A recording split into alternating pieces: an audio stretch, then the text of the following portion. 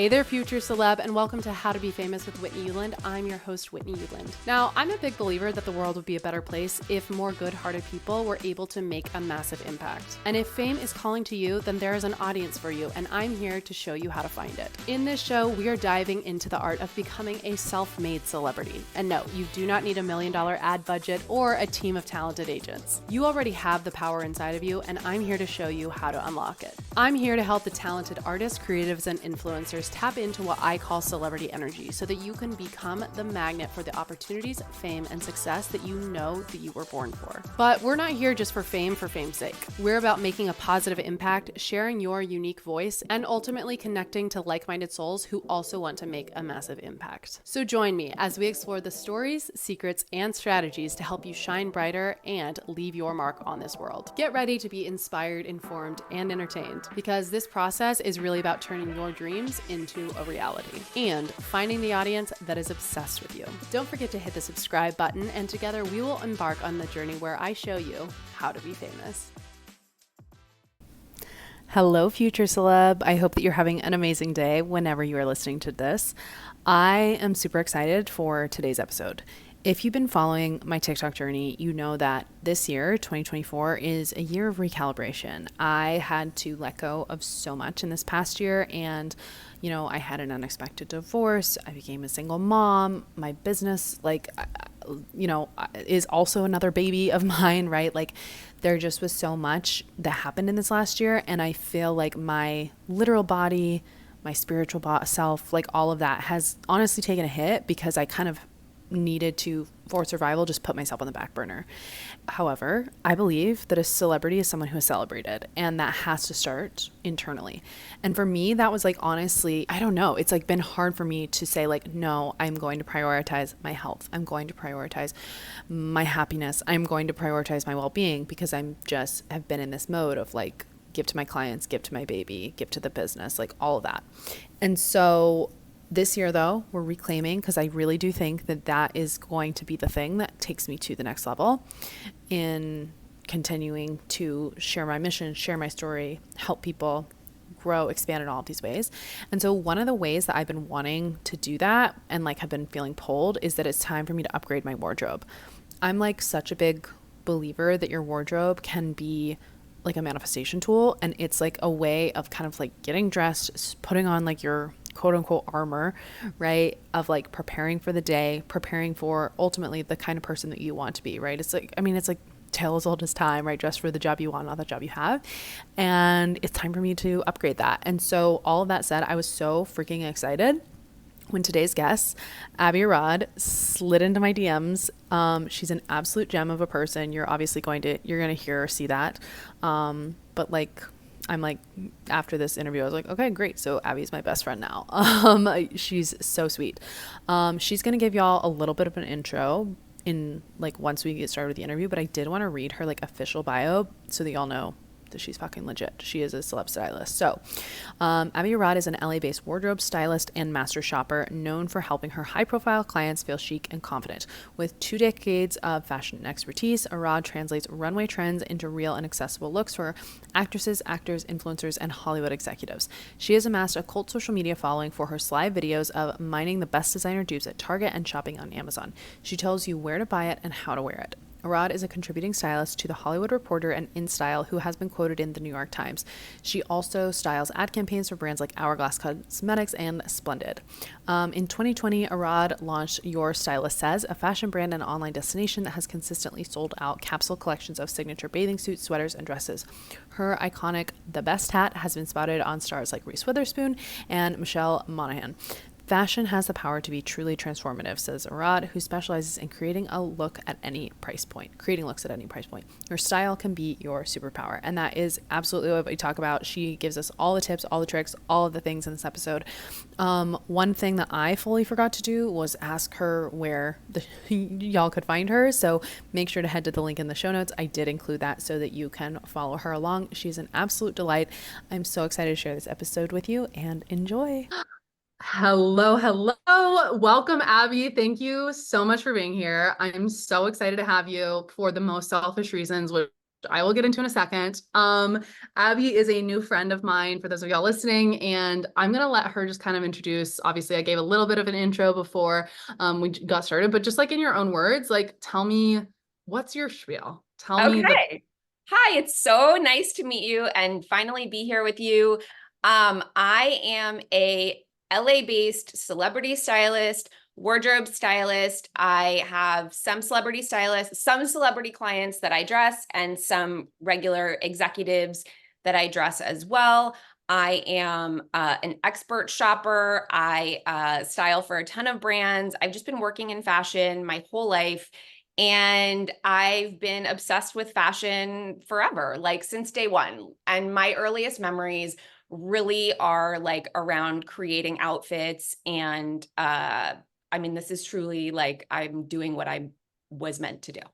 Well, okay, here's something that I love about you and what like really draws me to you is you're such a good example of like embodiment to me. Like to me, you look and come across like a celebrity stylist, which is like I'm like I don't even know how you do that like other than it's like your energy, your aura, but also the way that you pull your outfits together. Like and this is kind of what I want to talk more about. Is like how I'm just like, how do you do this? How do I tap into this? So I'll just like work. And again, I'm like just gonna be the most hot mess express on this because I'm just like geeking out that you're here. I'm so happy. But um for your info, I'm like, this is my year of like actually finally embodying like I feel like I was kind of always tricking myself into being like, oh yeah, I'm like embodying celebrity. And I'm like, no, no, no, this is the year that we do it. And my clients all know this. It's like you have to embody that identity before the results come. And to me, and I want to know your thoughts on this, anytime I'm like on the verge of like a new up level, my brain is like, I need to change my clothes. Like Mhm. there's something about it that's like, it like my clothes, I'm like, I can tell that it's somehow wrapped into my identity and like Yep. kind of like a costume for me to embody, but I'm just like, but how? And what That's do I do? it's So so like, I don't critical. know. And you know that that's a real thing because so many people, you're a mom, and so many of the people that I know who are mothers, as soon as they had their babies, they were like, those clothes are not me anymore. I'm a Yeah. new person. I'm not sure who I am or what I'm gonna be, but I'm a new person and those clothes aren't me. So we know that that's a real thing 100% because it happens every time when someone has a baby. Yeah. When you 100%. are right, when you are thinking about like the embodiment of your celebrity yourself and this embodiment moving forward, I I like to tell people to pick a word. So when you said that I look like a celebrity stylist, I really appreciate that. Thank you. That's a wonderful compliment. But one of the words that I think about when I'm picking out my clothes is authoritative. Like Ooh, that's so good. I want people when they are in my presence, when I'm working with them, to feel like I'm safe. This woman is an authority. She knows what she's doing. And I do. I can fully Yeah. back it up, but I want them to look at me and think that's an authoritative look. And well, and for anyone who's like listening and not watching, like you do that. And it's so like you do it in such a effortless way. And this is where I'm like if someone is watching this, they're probably like, yeah, both of these women are two moms who like kind of just like pulled something like a casual look together. And yet you are like in authority vibes, and I am in like, what the fuck is happening vibes. No, I don't think so. I can see what you mean, but I actually think it's like what you're creating is like a comfort zone. You want people to feel comfortable like when you do have a simplicity about your look, but when you get on TikTok, first of all, your skin is beautiful and you have these big eyes, like these big bright eyes. It's really fun to watch you talk because you talk with your eyes in such a fun way, but people really do feel like I understand what she's saying. You speak clearly, like it's very, you have a real power. And I think the sort of cleanliness of your look helps with that.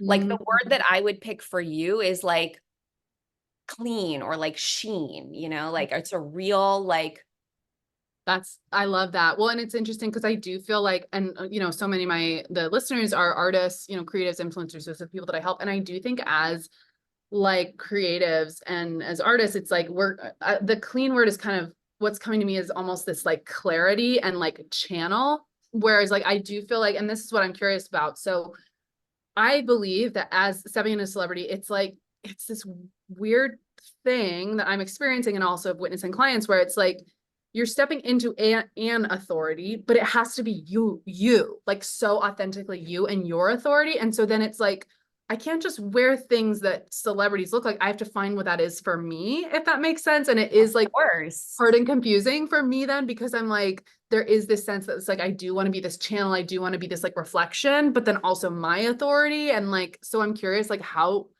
do you navigate all of that? And like, what are there elements that like, when I'm looking at you, I'm like, I see the pieces, I'm like, your jewelry comes together and the way that like your makeup and like the colors, like it all just like fits together.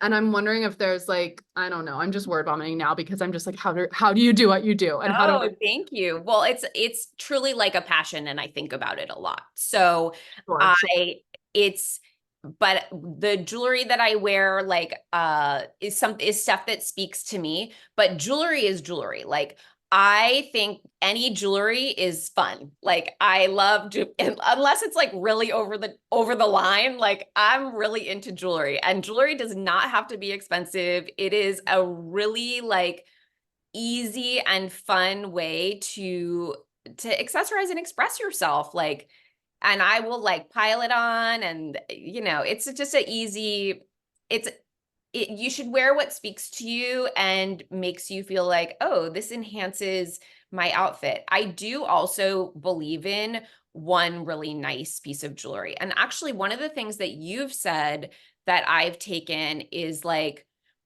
when you tell people like when you're investing in your future celebrities, I listen very closely to what you're saying because I really believe in it and Yeah. I believe in your message. And you've said, like, what kind of investment do you need to make in order to up level into this celebrity presence that you're going to achieve in this next year? Um, I think that having like a gold necklace that you love that is or a bracelet that you love or a ring that is special that doesn't turn green in the shower, like that is real. Mhm. There is a power to that. What are you, okay, so like what do you see as like your styling, and you mentioned you kind of have like a range of clients and the clients who are like celebrity, like at that level already, how does that identity impact the way that you're dressing them, the way that they want to be dressed, their authority in those situations? Like what is that like and how is that different from like styling a normal person? Yeah. When we're styling them, it's for carpet, for red carpet, for premieres, for TV. So we think first and foremost about how their body looks in the outfit. We want the outfit to be flattering first and foremost. There's all kinds of things that happen on camera, as you know. And so we want the outfit to be amazing, to speak to all their like to all the assets of their body, but first and foremost we go to like what is going to look best on you. I dress a lot of comedians Mhm. and I love my clients like my family. They are the most special people. They're so kind and warm and I'm just like they're the yummiest people and I've worked with them for a long time, so I really feel lucky to work with them. And uh, we always want them to look their very best so that they feel their very best and then they can perform their very best. Like when you're on a red carpet, you're still performing. You're still like Yeah. you're still expected to like, be there, especially and on a morning show, like all these things, you're really, really performing. So I want them to be comfortable. After we pick an outfit, I make them like move. Like I'm like, So dance, bake a pie, sit down, stand up, kick your leg out. Like, cause they're gonna ask you, like, if you go to a morning show and they're like, chop these apples for a pie, you're like, okay. that's so true. I never thought of that. It's really true. So we do a lot of that, but at the end of the day, it's like making them look their very, very best in their, it's a lot of it has to do with a structured material too. Like a structured material, not like pajama-y or silky, that doesn't go well on camera. Like it's usually 9 times out of 10, it's something with structure. That makes so much sense. Are there things that you like when you're working with a celebrity, and I don't know if this is like they're on a press circuit kind of thing, and so you're styling multiple looks, is that like, and then how does that all like, do you see someone's wardrobe as like a full curation, or as like how it needs to like be cohesive, or is it like I assume there's some sort of intention behind there? Because I do feel like if you looked at my wardrobe, it's like this is the part of me that's a mom, and this is the part of me that's queer, and this is the part, like it's like none of it really goes together yet. And we're figuring that out. It does go together. It speaks to each other. I mean, if you look at it, there's a through line for sure. And you'll find it too. If you look at your own clothes, you'll see a through line too. For a press tour, again, it's just, we want every circumstance to be them looking their best self. So absolutely, like, these are the best jeans for your body. This sweater is the best sweater for camera, for your body, for the event. We also think about the event. Like if you're doing an interview at the 92nd Street Y, your outfit looks different than if you're going on Good Morning America, where we want you to wear red and you need to wear a smile and like all the different things. This is also fascinating. So a lot of these, it sounds like these are people that are maybe more embodied or established in the persona that they're putting out into the world. But I think clothing can also be something that helps you find that. I don't know if that's something you could speak to, or just like if you've ever seen like a client transform through that, or how they evolve or things like that. Yeah, I have a client who got divorced and she wanted to reinvent herself. And it really started as like she needed some date outfits. And I was like, okay, well, we can make some date outfits. But then it became bigger than that, right? It's who are you when you go on these dates? And then like, who is that woman that you want to be, and thinking about those pieces. Yeah, I absolutely believe in the transformative power of fashion. I think that, but it starts with the words of who you want to be, then putting the clothes in those categories and putting the outfits in those. So starts, you do the inner assessment first. And then you're like, is this blazer part of that person? Does this person wear this belt? Yes. Okay. Or no. So this is like, in what you're saying, it's like, it is that embodiment. It's like clothing is a form of manifestation, where it's like literally becoming that. Absolutely. Absolutely. Oh my God, I love this. So if someone was like I don't know, let's just pretend that there's someone who's a life coach and they just had a baby and they're getting divorced now.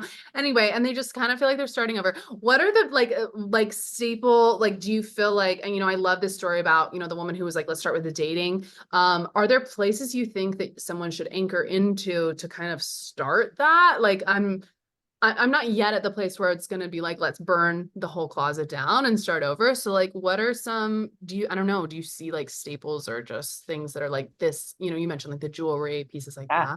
I do. I think jewelry is a big one. I think clothes that fit properly. So you should try on the clothes in your closet. And if they do not fit you the way they should, or they are old or like torn or dirty, like you should, and not repairable in some way, you should throw those away.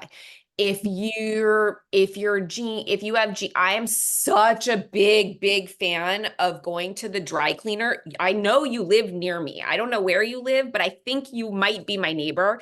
And the dry cleaner on La Brea is like it's the place. It's a little hole in the wall. It's a little man who works in the corner. Okay. And you go with your jeans that are ill-fitting, and you have your jeans tailored to fit your body. And that having clothes that fit you properly is like step number one in feeling confident in your clothes. And it's like $20 to tailor your jeans. Do you have opinions on letting go of pieces that you're like, at some point I'll fit back into this?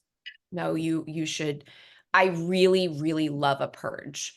Okay. and give it to a friend, give it to whomever. Lots of people will take your clothes. When I say throw it away, I don't mean like literally put it in the trash. Yeah. It's just find a new place for it. I really think that stuff is mental clutter as well as physical clutter. It's distracting when you're trying to pick out an outfit. And 9 times out of 10, you're like, oh, these sailor jeans, one day I'll fit into these sailor jeans. Sailor jeans will come back around. And when they do, you can buy them in the size that fits you then. Yeah. Okay. And so then my next question, I'm just like drilling you. I hope this I is love it. I'm um like, yes. okay, great. So like on that point, on trends, on sustainability, how do you like balance that with, having a unique style while also staying on trend, while also, being an e-conscious girly? That is really tricky.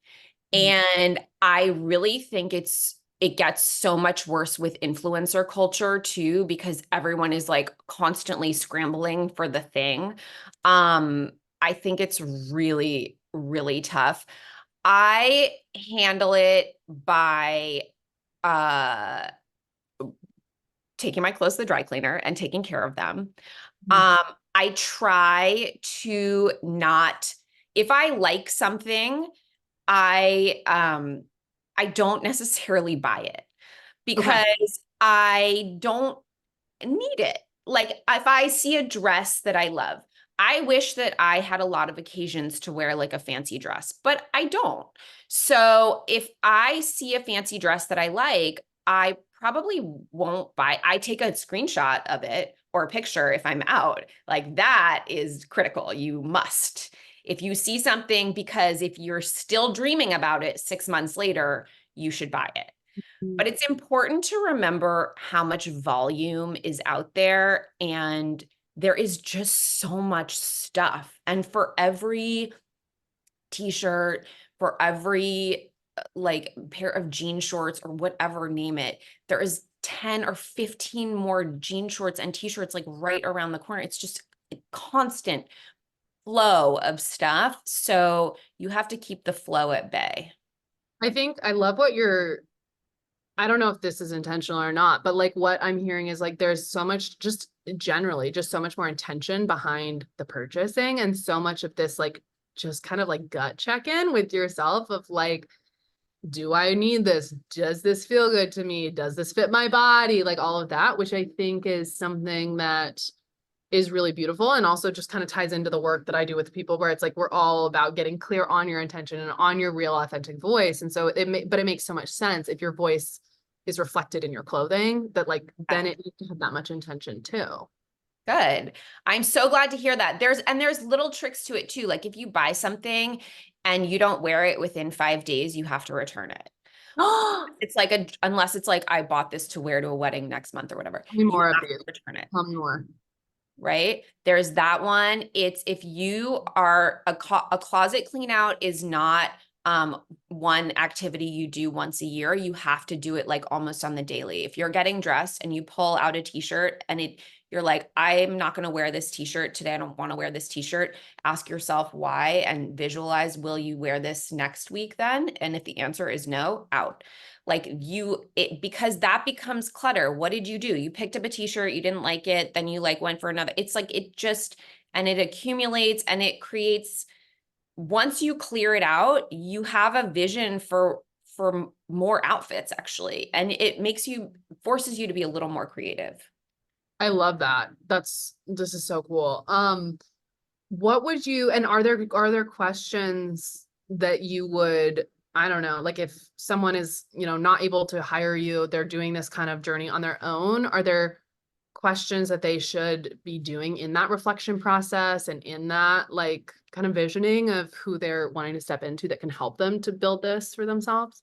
Yeah, I mean, I know you're so good with like a vision board, which I've never had like the patience to sit there and like, so I saw you post a vision board the other day and I was like, she's got this. That's really cool. But I do believe in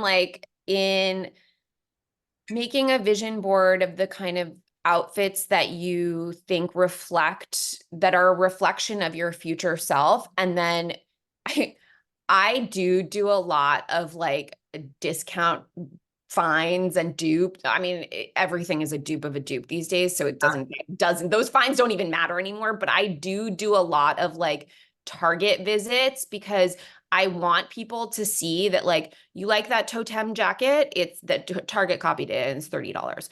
So I find like a lot of joy in that because I don't think you need to spend a lot of money. If you have all the money in the world, then you don't need to be very creative. Like you can just walk into Totem or whatever, I don't know, name it, and Elise Walker and say, dress me, and they'll dress you. But if you don't have all the money in the world, I think it's actually much better because it forces you to really be thoughtful and creative and get there.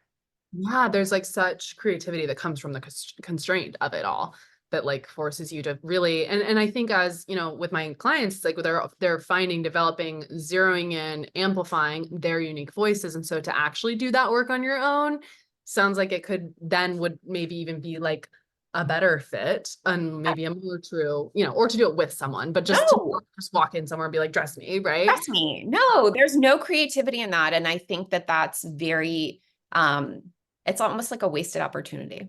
Yeah. Do you see that like with your celebrity clients? Like, do most of them want to be collaborators in the process? Do you get their feedback, or are a lot of them like, I don't fucking care? They trust me for Yeah. it's a collaboration because they have to like it. If Mhm. I, they have to be into what I'm bringing. And at this point I've worked with a lot of them to the point where I know what they are going to like and what they're not going to Yeah. like. Uh-huh. So we kind of know each other in that way. Yeah, that makes a lot of sense. Um, I'm like, I'm like, I feel like some of my audience is gonna want to know, like, how did you get, I should have asked this at the beginning, but like if they want to do what you're doing, Yeah. oh, how do they do that? How Okay. do I have a very like circular path and I will shorten it immensely. But I I went to NYU and I studied fashion and business and I worked for Valentino when I was in college. Then I felt like chewed up by New York and I came back to LA and I didn't want to work in fashion in that way. So I went to go work for Bratz, which was a doll company, a toy company. So I worked in toys for a really long time doing product development for Bratz. And then I worked at Disney doing product development. I worked in toy product development for a really long time, which is fashion adjacent. It's very similar to fashion in a lot of ways. that makes a lot of sense. Yeah. And so I did that. And then I went back and worked for like a small clothing line. And then after I had my son, my first son, who's now 10, I it was sort of, it's really hard after you have a kid, by the way, finding your new way. So right there. I am right there. And then I started a kids' clothing line. But after he didn't want to wear the clothes anymore, I was like, well, I don't want to do this because my son doesn't want to wear the clothes I make. So that's not fun. I really started by helping my friends who had had kids, who knew they were different than the people they were before, and helping them find their new identities through clothes. And it started as favors. And people would be like, will you, I'm going to the, I had one friend who was going to the Oscars and I was like, she's like, I'm going to the Oscars. Will you help me with my outfit? And I was like, yes, I will help you with your outfit. And it was so fun. And she felt good and I felt good. It was really fun. And I was like, I can do this. And then I said yes to everything. So after that point, I was like, I could make this my new job, but there's like a path. And so for about a year and a half, I said yes to everything. Like, oh, you're doing a shoot for your social media and you're a workout instructor. Great. I'll be there with some workout shoes. Like, yes, I will take your socks off. Like, yes, there were like so many things, but it really led to just a year. It was a year of saying yes. And it was really, really valuable. Amazing. I love that. I love that so much. And it kind of seems like it reflects you and your way of working now with clients is like like leaning into your desire and trusting and then curating and like finding the middle ground in all of it. This is so fun. I literally could probably talk to you for hours and just pick your brain. Is there any like I don't know. I feel like I've asked you this in like 58 ways already, but just like last pieces of like, someone is like, I want to step into becoming a celebrity this year and do that through my clothing. Yeah. Oh, any advice? Any Yeah, lessons? wear a blazer. A blazer. Yeah. That's the number one. Really? Okay, wait, tell Yeah. me Okay. why. A blazer is the structured piece of clothing that I'm talking about that we put people in on TV. Like if you look at look at a morning show, like you're going to see a lot of blazers, different colors, different ways to do it. But there is something about a blazer that gives a sense of confidence because it looks good on so many bodies and it looks good on so many people. And it's just a great piece of clothing that can like up level pretty much anything. So I'm a big, if you are like lying on the floor and you do not know where to start and I would go to Target and get a blazer. Blazer. Okay. And are there like, I mean, Target. So, but are there places you like recommend? Because for me, when I think blazer, I'm immediately like executive, stuffy. But I'm guessing there are fun, creative blazers too, right?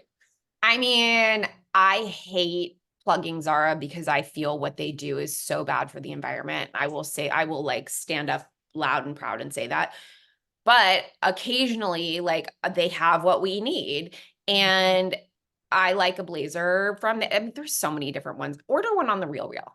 Like actually, you know what? Be sustainable. Order it from the Real Real. I love the Real Real. I get I so love that. yeah. I think it feels, I'm such a sucker for a vintage find, and it just Ew. feels so good. And like I'm such a like I would rather have one blazer that is like the thing than like six, so I love all of this. We'll hunt for a vintage YSL blazer. Ooh, that's good. Yes, yes, yes. Okay. I'm vision boarding that 100%. Mhm. Okay, so where can my clients find you? Okay. Your clients can find me on Instagram at Abby Arad. I have a website called Your Stylist Says, where I post all my finds and some of the things that I make myself. I'm also on TikTok and under Your Stylist Says, where I first encountered you. I love this. And yeah, y'all need to follow Abby. I was just telling Abby before we started recording that she posted like the most helpful like jeans guide. I need some new jeans, and I just have like 6 tabs open where I'm like, okay, I think I just want all of these. Like, I don't know. So such like value there that you're putting out through your content. So thank you so much for joining us. I know that my listeners are just gonna be so grateful to have had this. Thank you so much for your time. And for those of y'all who are listening, hope you enjoyed this and have an amazing day. Thank you. Thank you so much.